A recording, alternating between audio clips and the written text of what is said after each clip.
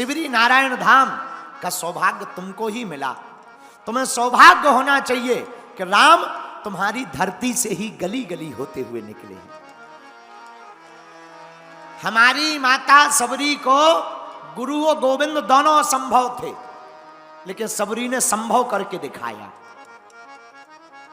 एक बार मां केसों को सुलझा रही थी, बालों को ठीक कर रही थी। सबरी ने मां से पूछा, मां आज इतने पशुओं को क्यों लाया जा रहा? इन पशुओं को बंद क्यों किया जा रहा? आज मुझे नहलाया क्यों जा रहा? उबटन क्यों लगाया जा रहा? मेरा श्रृंगार क्यों किया जा रहा? मां ने कहा, सबरी तेरी आज शादी है, तेरा आज विवाह होने वाला है। क्या मेरा विवाह होने वाला? हाँ बेटी। मां ये विवाह क्या है? बेटी आज से तू पराई हो जाएगी। पर मां ये जो जानवर आए, ये जो पंछी आए, ये पशु लाए गए, बकरे लाए गए, भेड़े लाई गई, ये हिरण लाए गए, ये किसके लिए? बेटी बारात आएगी ना, इन पशुओं को मारकर उनका भोजन बनाया जाएगा।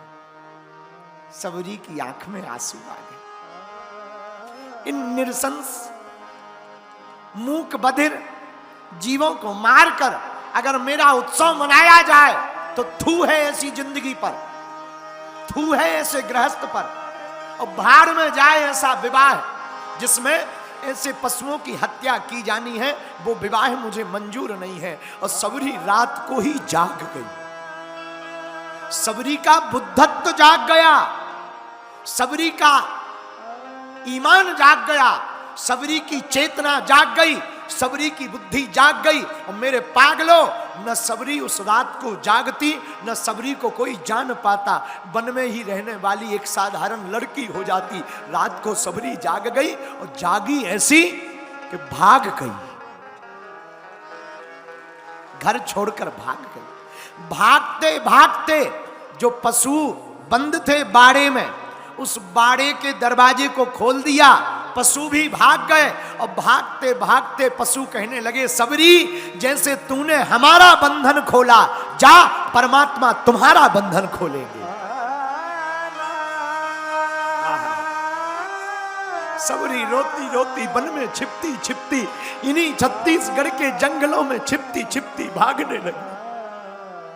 न कोई ठिकाना है, न कोई रास्ता है, न कोई पता है कि जाना कहां, मेरी मंजिल कहां है। चली जा रही वो तो दिन भर पेड़ों पर चढ़ी रहती। क्यों?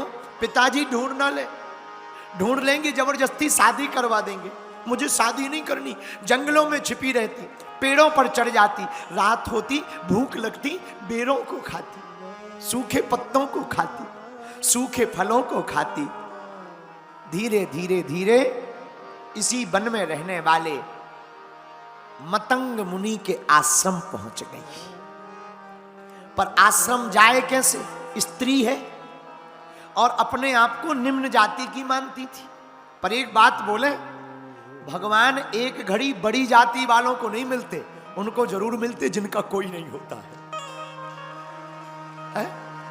चाहे वो वाल्मीकि हो, चाहे वो सबरी हो, माई बाप, इनको परमात्मा गणिका हो, अजामिल हो, इनको परमात्मा जरूर मिले।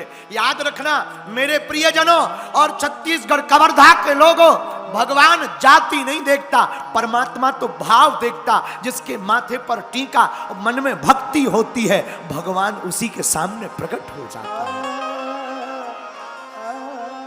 आह, रोती हुई सिवरी, रोती हुई सिवरी। सबरी मतंग मुनि के आश्रम के पास पेड़ पर रहने लगी। रात को आश्रम साफ कर देती, हवन के लिए लकड़ियां ले आती, दिन भर फिर छिप जाती। मतंग मुनि के शिष्यों ने देखा रोज कोई आकर के सेवा कर जाता है। अरे सेवा तो दिख रही, पर सेवादार नहीं दिख रहा। ये सेवा करने वाला कौन है? कौन है आखिर? आहा, एक दिन शिष्यों ने छिप करके सबरी को पकड़ लिया, हाथ पकड़कर गुरुजी के पास ले आए। सबरी डर गई, कांप गई, दूर खड़ी हाथ जोड़कर हो गई। फटे हुए कपड़े, शरीर काला, आंखों में कालिमा छाई, बाल बिखरे हुए, आंसुओं से भरा हुआ आंखों को देखा। मतंग मुनि ने पूछ लिया, कौन हो तुम? महाराज, मैं अधम जाति की एक कन्या हूं, मेरा नाम सबरी। अरे बेटी, तुम इस तरह क्यों घूम रही? महाराज, पूरी घटना बतलाई। मेरे पिताजी विवाह करना चाहते, मैं विवाह नहीं करना चाहती, मैं तो भगवान का भजन करना चाहती हूँ। ठीक है बेटा, चिंता मत करो, आज से तुम हमारी बिटिया हो, हम तुम्हारे पिता हैं, आज से तुम यहीं रहो। महाराज, पर मैं बहुत निम्न जाति की हूं। मतंग मुनि बोले, बेटा मुझे क्या लेना देना, मेरा परमात्मा जाति नहीं देखता, मेरा परमात्मा रूप नहीं देखता, मेरा परमात्मा ज्ञान नहीं देखता, मेरा परमात्मा ध्यान नहीं देखता, मेरा परमात्मा तो भक्ति देखता है। जिसकी भक्ति दृढ़ होती है उसी के सामने प्रकट हो जाता है। मतंग मुनि के आश्रम में वह सबरी रहने लगी। मेरे प्रियजनों और मेरे पागलों, सबरी का अनन्य भाव था भगवान के प्रति, अनन्य श्रद्धा थी। परिणाम, सबरी को गुरु भी मिले और गोविंद भी मिले। जब गुरुजी जाने लगे, प्राणांत होने लगा, तो मतंग मुनि ने कहा, बिटिया अब हम जा रहे। पिताजी कहाँ जा रहे? बेटी, उस यात्रा पर जा रहे जहां से कोई लौट कर नहीं आता। अच्छा पिताजी, फिर हमारी रक्षा कौन करेगा? तेरी रक्षा करेंगे सीताराम, सीताराम,